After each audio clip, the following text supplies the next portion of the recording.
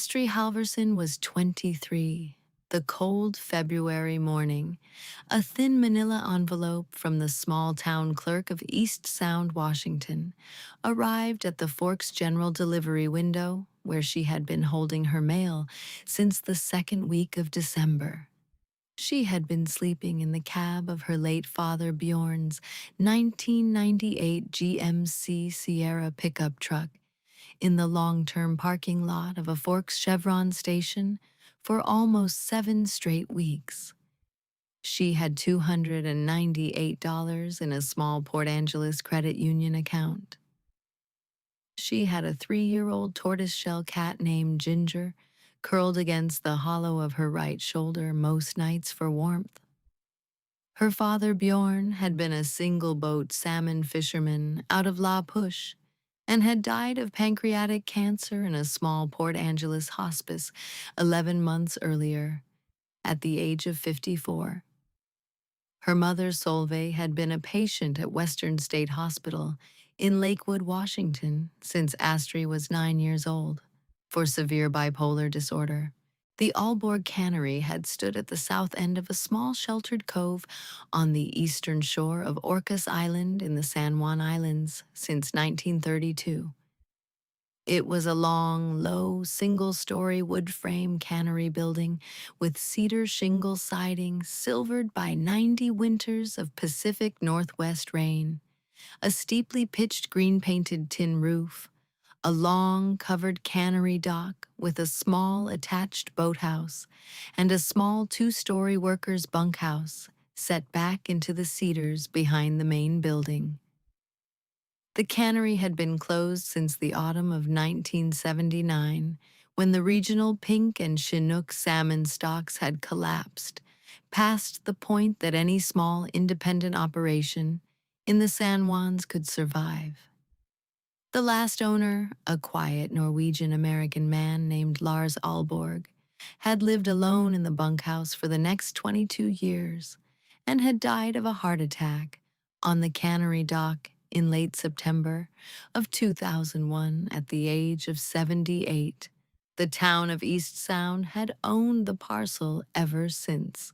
It had sat on the small town auction rolls for $10 and a quitclaim transfer fee for almost 24 straight years with no takers, because Orcas Island was only accessible by Washington State Ferry. The cannery building had no road frontage, and nobody wanted a non-operational 1932 cannery on a saltwater cove with no easy way to bring a contractor's truck to the door. She had come up to Orcas to look the place over and decide whether to sign the quitclaim or walk away. But when Ginger refused to leave a small wooden door at the back of the cannery office on the cold third morning after they came across on the Anacortes ferry, and Astrid finally lifted the small wooden door open with a flat pry bar she had found in the bunkhouse kitchen drawer, she found something Lars Aalborg had been quietly keeping in the back office of his cannery for the last 46 years of his life, against the day a young woman who needed exactly what was behind that door would finally walk up his dock. Bjorn Halverson had been the third generation of his family to fish salmon out of La Push. His grandfather Olav had come to the Quiluta fishing grounds from a small fjord village outside Stavanger, Norway in 1927. His father Carl had been born in La Push in 1934 and had fished a 36-foot wooden gill netter named the Solveig until a 1981 storm had taken the boat under at the mouth of the Hoh River with Carl on board. Bjorn had been 45 when his father had gone down.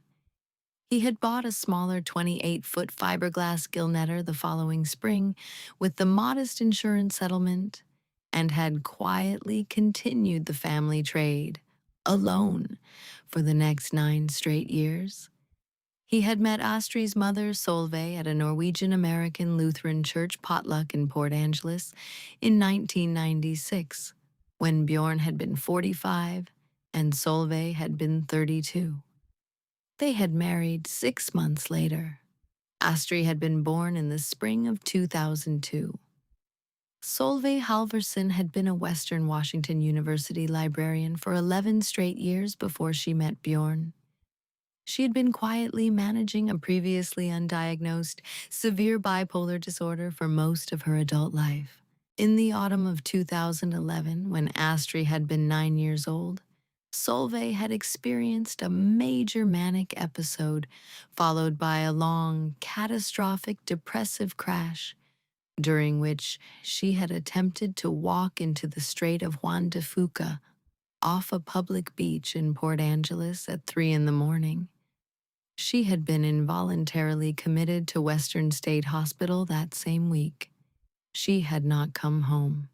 The state of Washington had ruled, after 18 months of evaluation, that Solveig was unable to safely live outside of supervised long-term residential mental health care, and Bjorn had quietly raised Astrid alone in their small Port Angeles rental from the autumn of 2011 forward. Some children lose their mothers to death.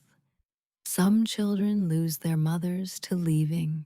Astrid Halvorsen had lost her mother to a long, quiet locked ward 2 hours' drive south of her own childhood bedroom, and she had spent the next 14 years of her young life writing her mother weekly letters on small lined notebook paper that Bjorn had mailed for her every Friday afternoon from the small Port Angeles post office on Front Street.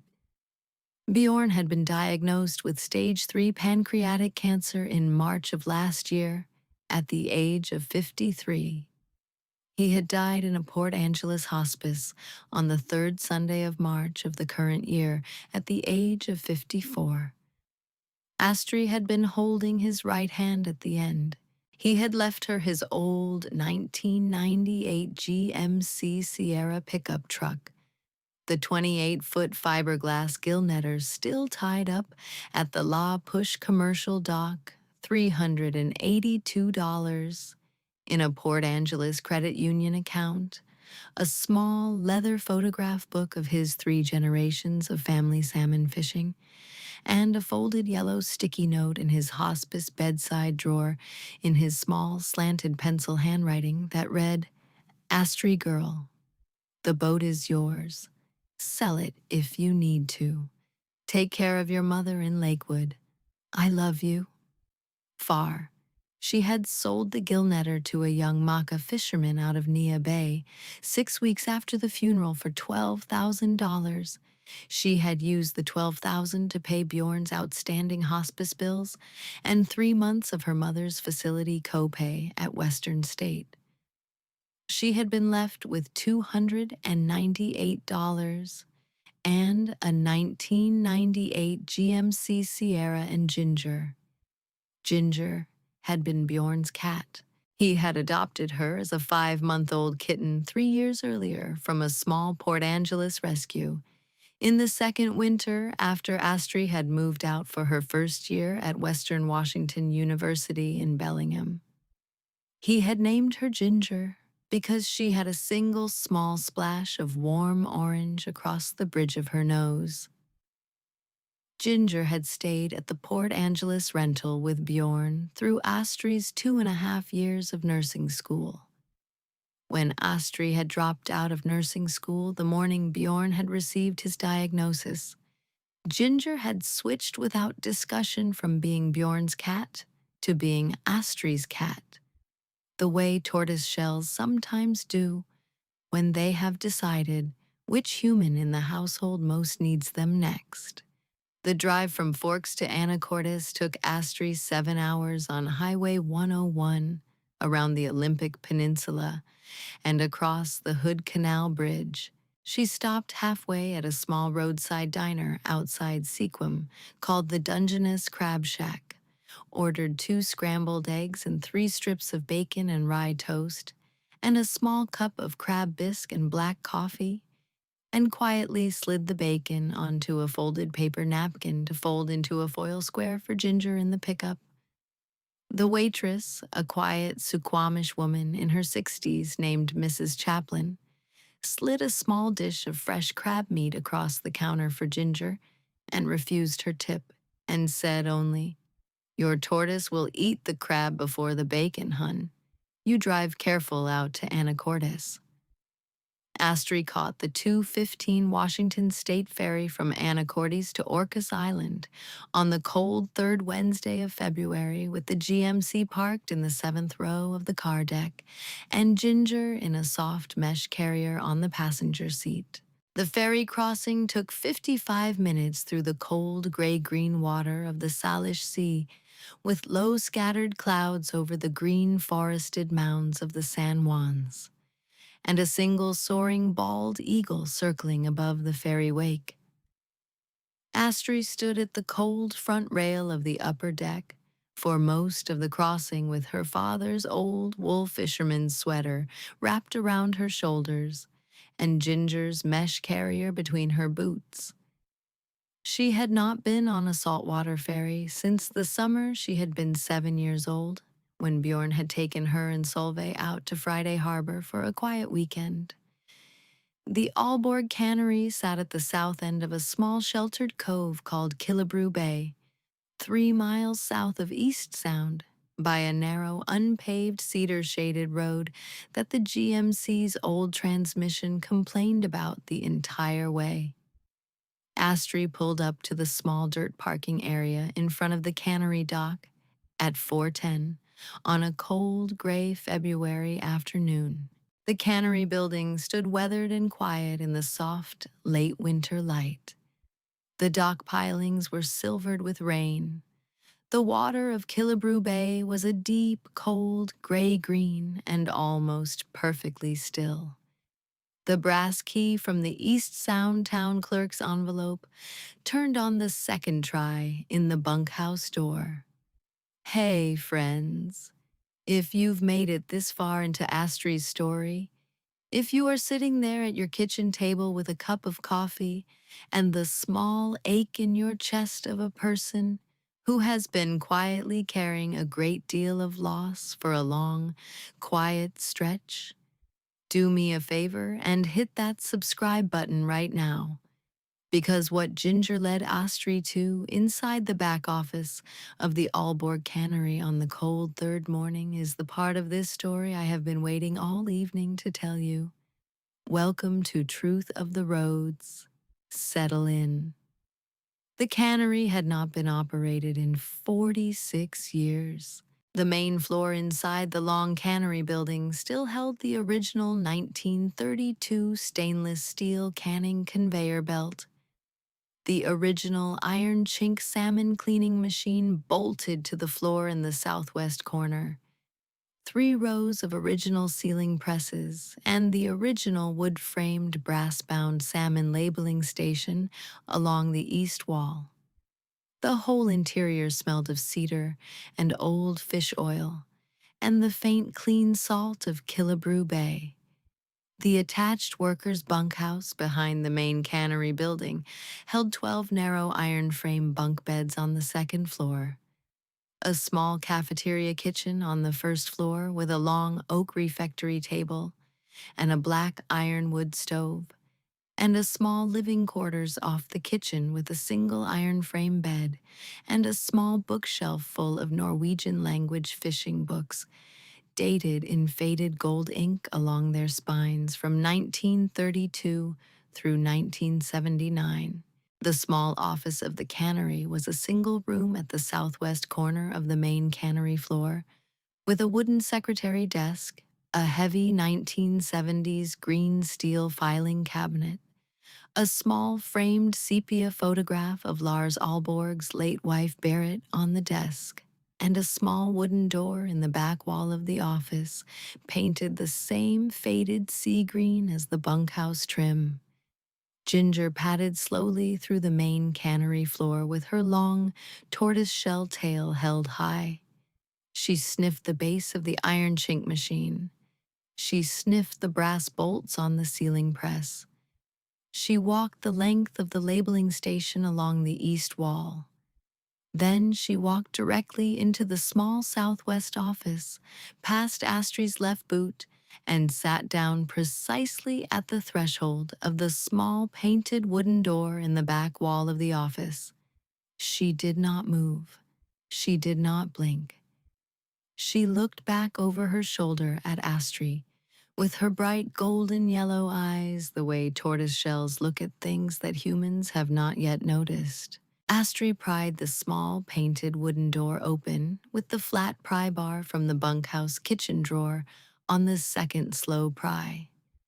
Behind the door was a small storage closet, perhaps 5 feet wide and 6 feet deep, with cedar board walls and a single bare, incandescent bulb hanging from a long brown cloth cord in the ceiling. The closet held a single sealed wooden shipping crate the size of a small refrigerator, painted dark sea green and labeled in faded white grease pencil across the top. Alborg, private, do not ship. Beside the crate on the cedar floor was a single leather-bound notebook with a hand-tooled silver fish hook on its cover. Beneath the notebook was a folded sheet of writing paper, addressed in faded blue ink to "For the next keeper of Killebrew Bay." Astri sat down on the cedar floor of the closet with Ginger climbing carefully across her thighs and opened the folded note. Some men inherit fortunes. Some men inherit names. Lars Alborg had inherited a 1932 salmon cannery. He could no longer profitably run after 1979, and a quiet private friendship with 5 then unknown Pacific Northwest painters whose work he had been quietly buying for 30 straight years on the assumption that beauty bought at fair prices from small unknown artists would eventually mean more to the next generation of his small Orcas Island community than canned salmon ever could. The leather notebook was a 30-year collection journal dated from the spring of 1942 through the spring of 1972. The first entry in Lars Alborg's tight, careful black ink handwriting read, April 1942. Met a young painter named Mark Toby at the East Sound Ferry dock yesterday. He was returning from a teaching residency in Bellevue. We talked for 2 hours about Seattle light. He showed me a small ink and tempera work on rice paper he had completed the previous week. Barrett and I bought it from him for $30 cash. He said he needed it for his train ticket back to Seattle. He signed the back. Barrett hung it in our bedroom. There were 48 subsequent entries. Lars Alborg and his late wife Barrett had bought, over 30 straight years from 1942 through 1972, small early works directly from the studios and pockets and ferry dock conversations of 5 painters who would later be recognized as the central figures of the Northwest School of American Mystic Painting: Mark Toby, Morris Graves, Kenneth Callahan, Guy Anderson, and a slightly younger painter named Helmi Juvonen, whose work would not be properly cataloged until 2 decades after her death. Lars had paid between $15 and $120 for each piece. He had bought every piece directly from the artist. He had hung most of them in the small bedroom of the bunkhouse off the cafeteria kitchen. He had moved them all, after Barrett's death in 1981, into the small sea green storage closet behind the cannery office. The collection in the green painted crate, by Lars's careful end-of-journal inventory, contained 12 original Northwest School paintings. Lars's folded note read, "To whoever finds this, the paintings in the crate are not mine. They were never mine. Beard and I paid for them with cannery money the artists themselves had quietly understood was being held for them in trust against the day the small towns of the Salish Sea would need beauty again. The paintings belong to the small towns. Give them to the museums that will let people from the small towns see them for free. Do not sell them privately. Do not sell them at all. Take care of them. Take care of the cat if there is one. Lars Aalborg, Killebrew Bay. Astrid carried the leather notebook out of the small sea-green closet onto the worn oak refectory table in the cafeteria kitchen of the bunkhouse. She lit the small black ironwood stove with cedar shavings from the firewood box beside it.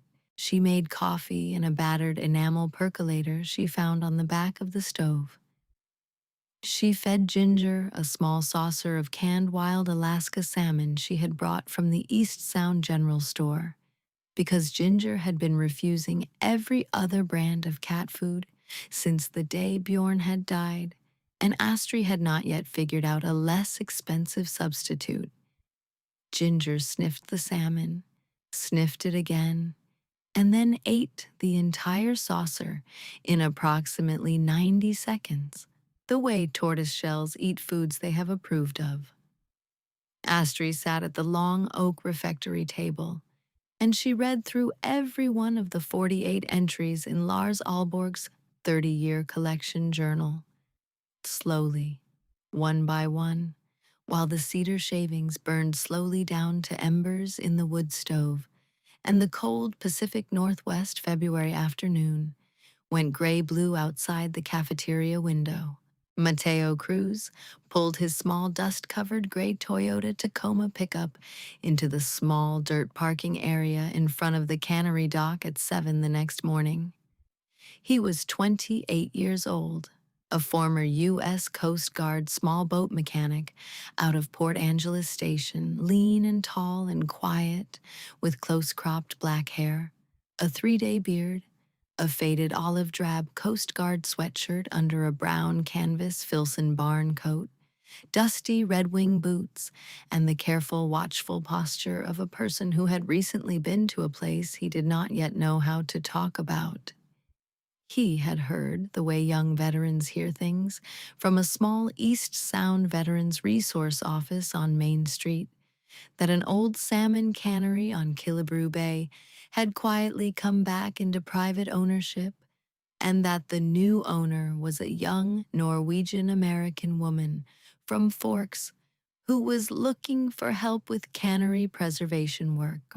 Mateo's grandfather, Mateo Sr., had worked the iron chink salmon cleaning machine of the Aalborg Cannery from 1947 until the cannery's last operating season in 1979.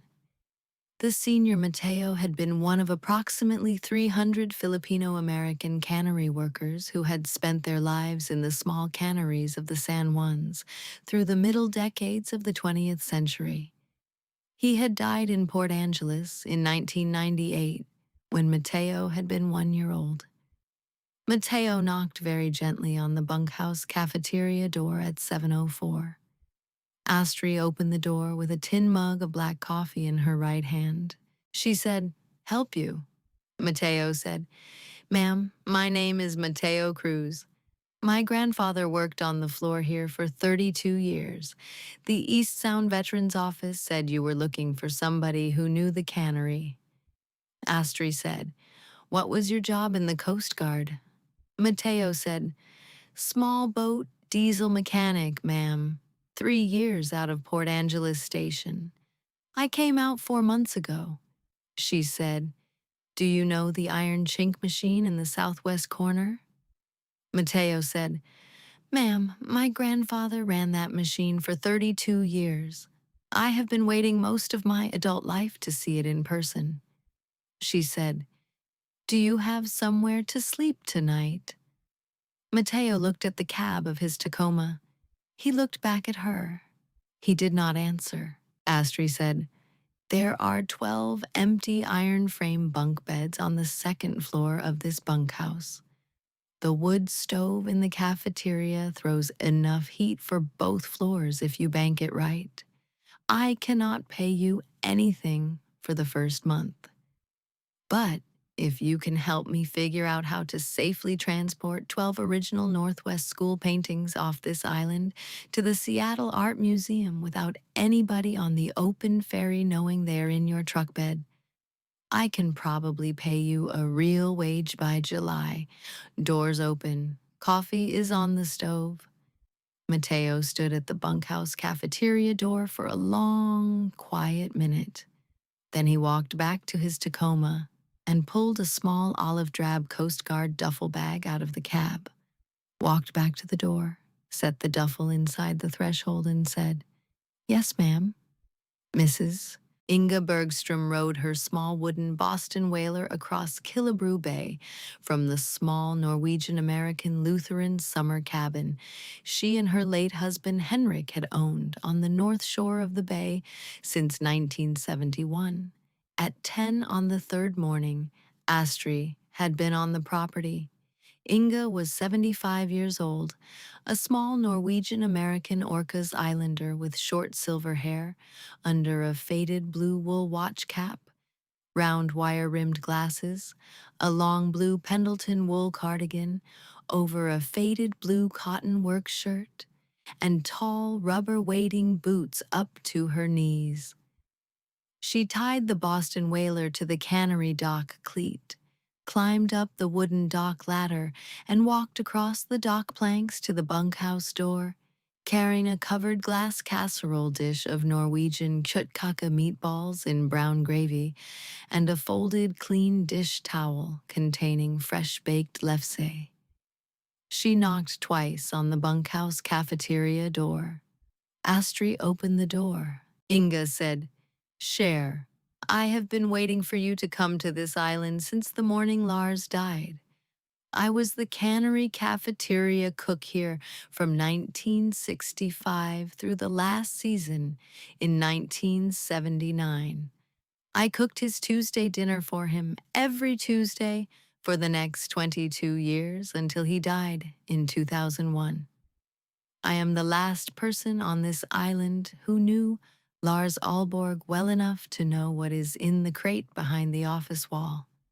I have brought you kjøttkake and lefse. Eat.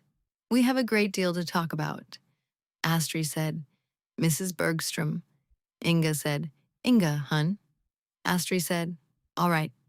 Ginger walked over to Inga and sniffed her rubber wading boots and then climbed across Inga's left boot and sat down on the cafeteria floor without moving.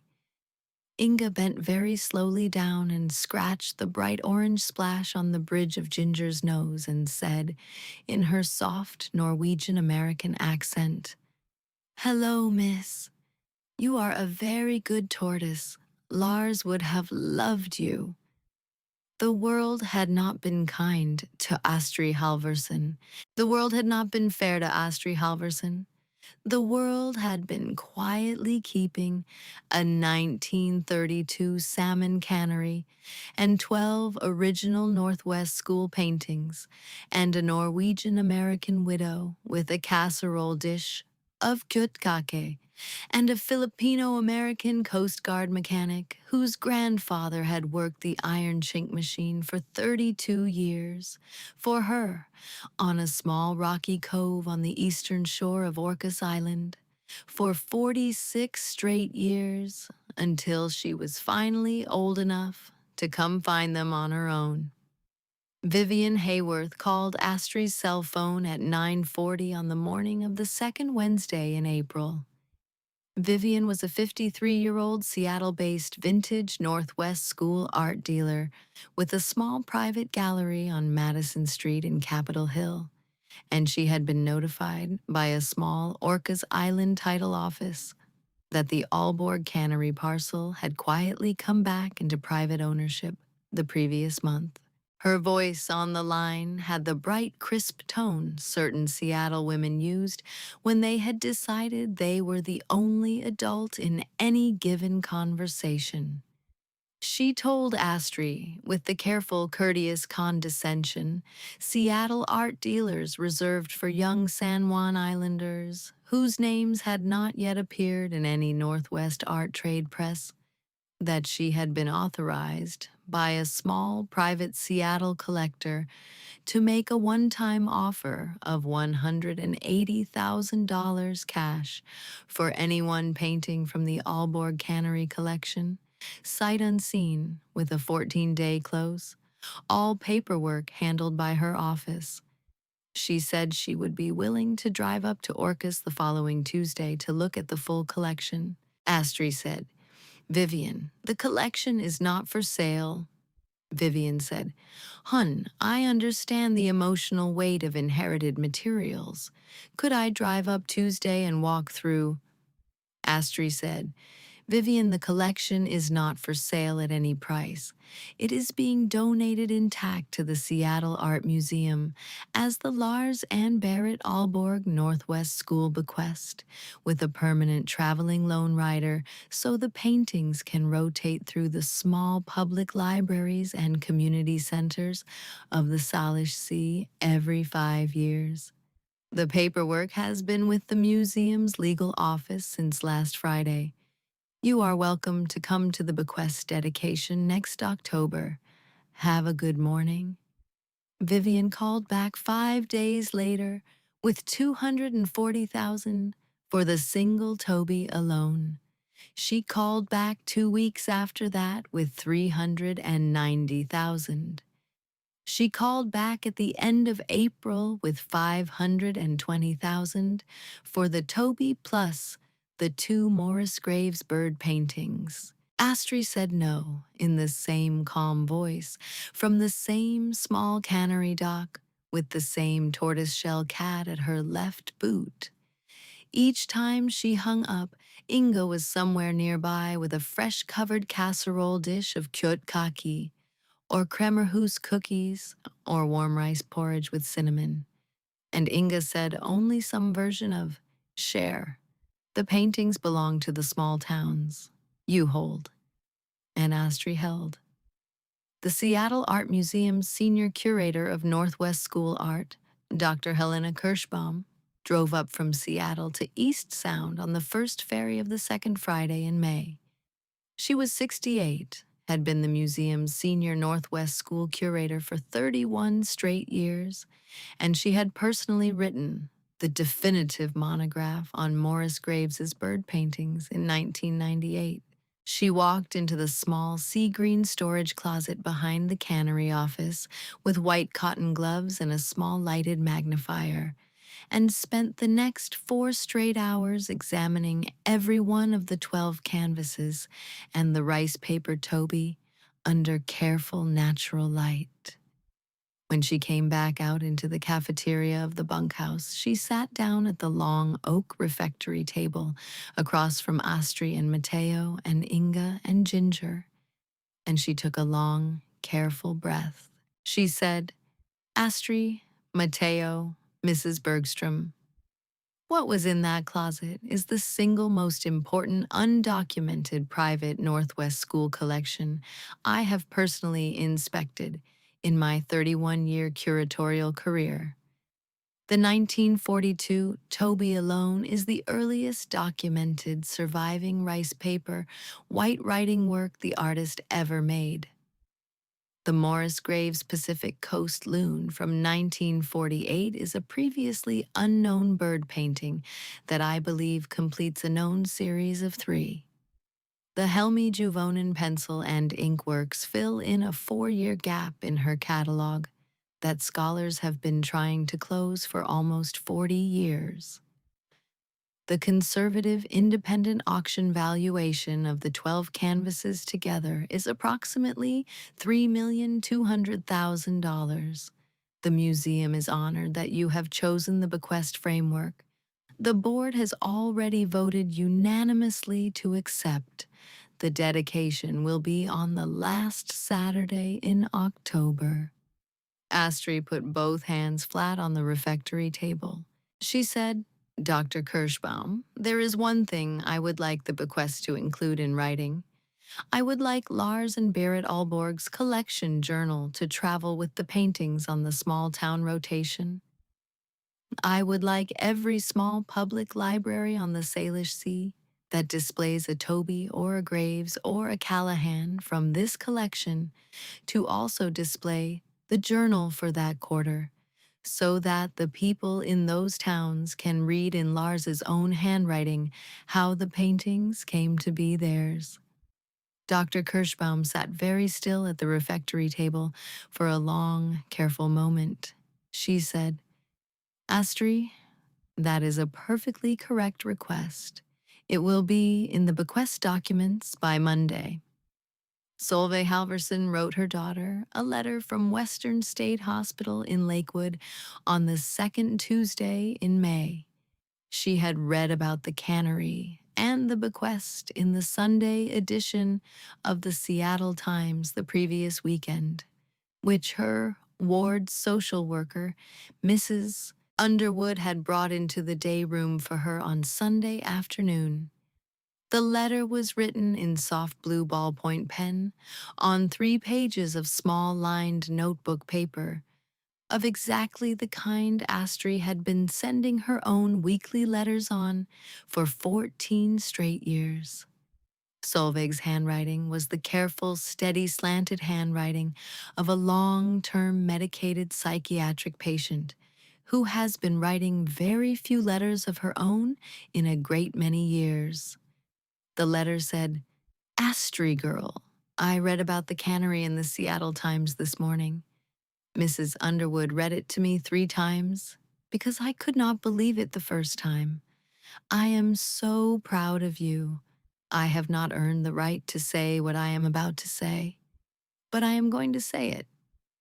I am so sorry for everything I was not able to be for you for 14 years. I love you.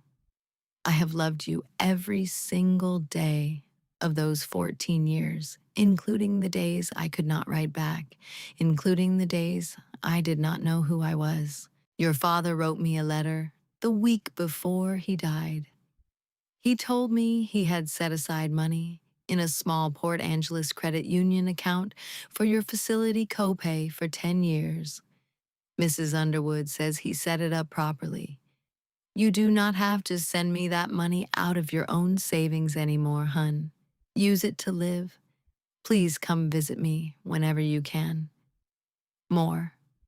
Astri read the letter on the Cannery dock with the small gray-green water of Killebrew Bay lapping quietly against the pilings beneath her, and Ginger curled across the toes of her right boot, purring quietly. Mateo was inside the cannery rebuilding the iron chink machine for the Historical Society display Dr. Kirschbaum was helping Astri set up in the main cannery floor. Inga was in the bunkhouse kitchen warming the day's rice porridge. The bald eagle that had circled Astri's ferry crossing in February was perched on the top of the dock pilings at the bay's mouth, watching the cove the way bald eagles watch coves in the San Juans in May. Astri did not cry into the letter. She had finished crying for most things by then. She folded the letter carefully back into its envelope, walked back into the bunkhouse cafeteria, set the letter on the refectory table in front of Inga, and said, "Inga, will you drive down to Lakewood with me next Saturday?" Inga said, "Of course, Cher. I will drive. You bring Ginger. We will stop at Mayfim Thai in Olympia on the way down for lunch because your mother will want to know what you ate that day." The Aalborg Cannery opened to the public on a warm Saturday afternoon in late June as the Aalborg Cannery Museum and Northwest School Art Residency, the smallest registered nonprofit cannery preservation site on the Washington coast. Mateo had rebuilt the iron chink machine to operational display condition. Inga had reopened the cafeteria kitchen as a small, twice-weekly Norwegian-American luncheon service for visitors. Dr. Kirschbaum's office at the Seattle Art Museum had hung high-resolution archival reproductions of all 12 paintings in the original 1932 cannery office and bunkhouse common room. The first three rotating original works from the bequest collection were scheduled to arrive in October from the museum's conservation lab for the museum's first official Year One display. Astri had converted the second floor of the bunkhouse from a 12-bunk worker dormitory into four small private artist residency rooms, each with a writing desk and a wood stove and a view of Killebrew Bay. The first artist resident, a young Lummi tribe painter from Bellingham named Maya Joseph, had moved into room 2 on the 1st of June and had begun work on a small series of cove studies the morning she arrived. Astri had sold no paintings. She had used a portion of a small Washington State Arts Commission Cannery Preservation Grant Dr. Kirschbaum had helped her apply for to repair the cannery roof and to refinish the dock pilings and to install a small new boathouse generator. She had used the rest of the grant to set up the 4 artist residency stipends for the first 3 years of the program. She had not touched any of her father's small remaining credit union account. She had quietly arranged with Mrs. Underwood at Western State Hospital for Solvay to receive a high-quality museum print of the Aalborg Lars Toby rice paperwork for her ward day room. Astri Halverson was 24 years old now. She was the founding director of the Aalborg Cannery Museum and Northwest School Art Residency on Orcas Island, Washington. She had Mateo on the cannery floor and the iron chink machine. She had Inga in the cafeteria kitchen. She had Dr. Kirschbaum on the phone every other Tuesday afternoon. She had her mother in Western State Hospital, who she was now driving down to visit one Saturday a month with Inga at the wheel. She had Ginger asleep on top of the warm cafeteria wood stove in the soft afternoon light. She had $412,000 in a small Orcas Island community bank in her own name. The State Arts Commission Preservation Grant Principal, held in trust for the museum's first decade of operating expenses, structured properly so that the museum would never need a fundraiser. She had her father's old wool fisherman's sweater on a peg behind the cafeteria door. She had her grandfather Carl's small framed photograph above the cafeteria sink. She had a small handwritten note in her mother's careful blue ballpoint handwriting taped to the inside of the cafeteria pantry door that read, "I love you, Astri girl. More." She was 24 years old. She was just getting started. This has been Truth of the Roads. If you've stayed with us this long, thank you. If Astri's story meant something to you tonight, leave a comment below telling us about the small faraway place that has been waiting on you. We read everyone. We will see you on the next quiet road.